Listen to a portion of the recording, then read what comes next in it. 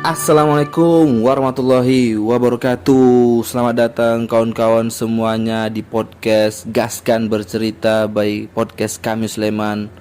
Get ready for your story. Banyak yang bilang bahwa kita harus selalu bersyukur setiap waktu. Namun kenyataannya terkadang kita tidak mensyukuri segala hal yang dimiliki dan cenderung menyalahkan hidup kita sendiri. Karena manusia terlalu sibuk untuk mencari yang belum ada, sehingga kadang lupa mensyukuri rezeki yang telah didapatkan. Bahkan ada golongan manusia yang sama sekali tidak memiliki rasa syukur atas rezekinya. Namun ada juga golongan manusia yang pandai menyikapi hidupnya. Mereka selalu memaknai jalan hidup dan apa yang ia miliki sebagai karunia, sehingga mereka selalu bersyukur dalam keadaan apapun.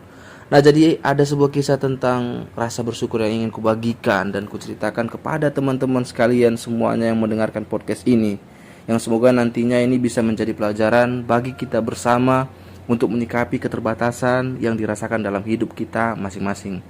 Sebab selalu saja ada perasaan kurang walaupun kenyataannya banyak nikmat yang sudah melekat pada diri kita.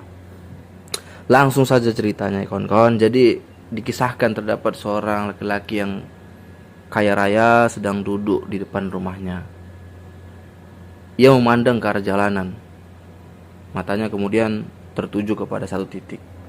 Ia melihat seorang lelaki mengambil sesuatu dari tong sampah. Nah, si kaya itu kemudian berkata, "Syukurlah saya tidak miskin." Nah, orang yang miskin itu kemudian dia berjalan ya.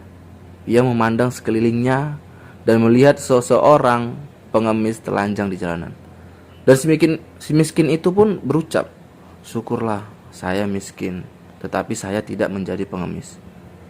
Nah, lelaki pengemis yang ada di jalanan kemudian melihat ambulan melintas yang sedang membawa orang sakit. Ambulan itu pun berhenti di lampu merah dan nampak jelas pasien yang merintih kesakitan.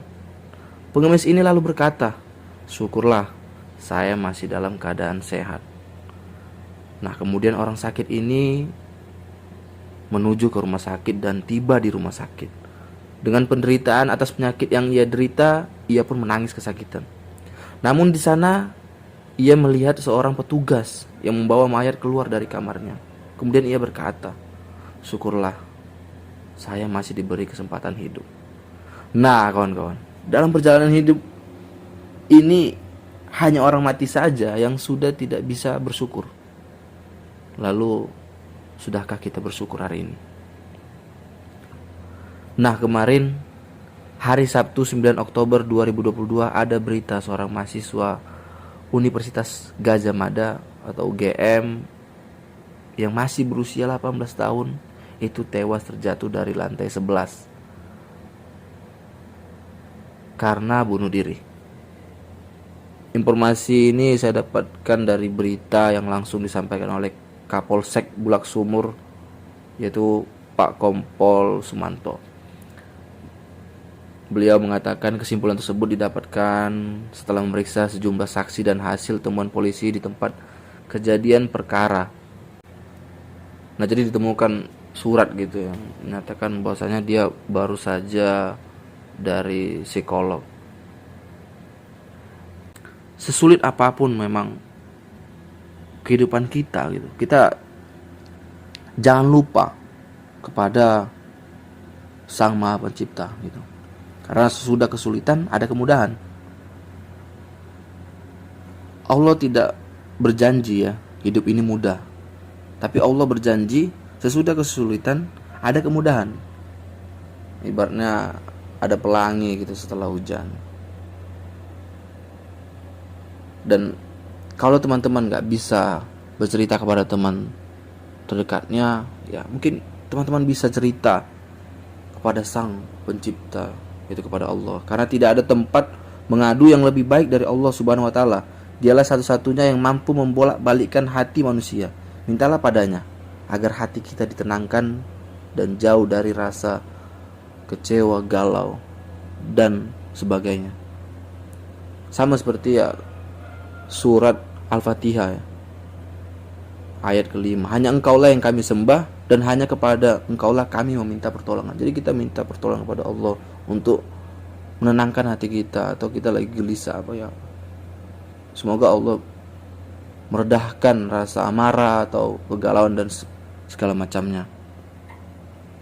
Dan juga dari sebuah hadis Abu Daud dan Ibnu Majah, barang siapa membiasakan diri untuk beristighfar, Allah akan memberikan jalan keluar baginya dari setiap kesulitan, akan memberikan kebahagiaan dari setiap kesusahan, dan akan memberi rezeki dari arah yang tidak disangka-sangka. Nah, jadi jangan lupa juga kita memperbanyak istighfar gitu. Insya Allah akan ada banyak solusi dari setiap masalah kehidupan yang datang kepada kita. Dan juga ketahuilah bahwa rumus bahagia adalah bersyukur. Beban hidup yang terasa berat bisa berangsur-angsur atau secara bertahap berkurang jika kita pandai mensyukuri kehidupan. Kemudian kebahagiaan bukan tentang apa yang kita inginkan terpenuhi, namun kebahagiaan itu adalah ketika kita merasa cukup. Karena merasa cukup adalah kekayaan. Rasulullah SAW pernah mengonsepkan suatu kekayaan dengan bijak. Kekayaan bukanlah diukur dengan banyaknya kemewahan dunia, namun kekayaan adalah hati yang selalu merasa cukup. Hadis riwayat Bukhari. Kemudian jika rasa syukur dalam diri kita hilang, maka yang dirasakan hanyalah kurang dan haus akan dunia saja. Padahal kita paham bahwa perut dan hasrat manusia tidak akan pernah puas sampai ia tertimbun oleh tanah. Dan sesuai janji Allah Subhanahu wa taala dalam surat Ibrahim ayat 7.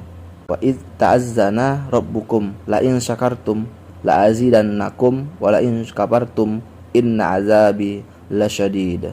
Dan ingatlah ketika Tuhanmu memaklumkan, sesungguhnya jika kamu bersyukur, niscaya aku akan menambah nikmat kepadamu. Tetapi jika kamu mengingkari nikmatku, maka pasti azabku sangat berat. Jadi ketika kita menikmati hidup ini dengan penuh rasa syukur, niscaya Allah akan memenuhi janjinya. Kehidupan memang seringkali membuat kita lupa atau bahkan tidak sempat untuk bersyukur. Bersyukurlah atas segala yang kita miliki hingga saat ini, baik itu dalam kehidupan, keluarga, ataupun harta dan raga kita. Semoga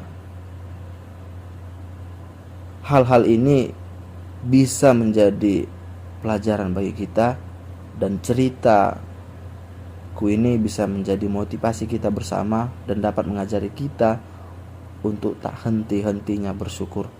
Sekian cerita motivasi hidup tentang rasa bersyukur ini. Semoga ada hikmahnya dan bermanfaat untuk kita semuanya. Terima kasih kepada yang sudah mendengarkan.